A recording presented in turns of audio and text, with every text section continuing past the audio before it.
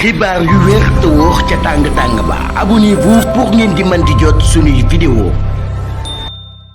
jërë ngeen jëf ci ànd gi ak ñun ci chaîne bii di Buzz 221 HD ginnaaw bi ñu leen nuyoo comme ni ñu ko daan defee saa su ne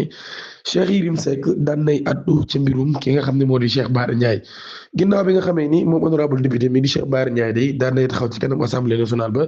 devant l'hémicycle daal di yëkkati nag ay kaddu yoo xam ne ñu bari dañoo jàpp ni kaddu ñàkk war ma la daal koy teg ci kaw président de la république Bassirou Diomaye Diakhar Faye. moom Cheikh Yérim Seck day ci grand plateau bi ñu ko invité ci Sen TV daan nay àddu ci boobu lépp mbir xam la ni moom nag Diomaye yónnee ko te àndutul Diomaye waaye daal wax ni nag lu ko métti la lool.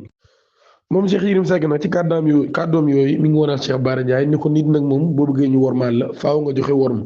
ci loolu yi muy xam ne nag daal président de la république Bassirou Diomaye Diakhar Faye yàlla moo ko fal ak loolu yëpp même bu dee sénégalais yu bari sax yaakaaruñ ko woon wala xaaruñu ko woon waaye nañ ko teg ci fa'aalun limaa yuriid yi nga xam ni yàlla wax na ko muy xam ne nag daal moom mi mën naa ñàkk d'accord ak Diomaye ndax Diomaye moom du compétence moo ko fal wala du parcours moo ko fal waaye ak loolu yëpp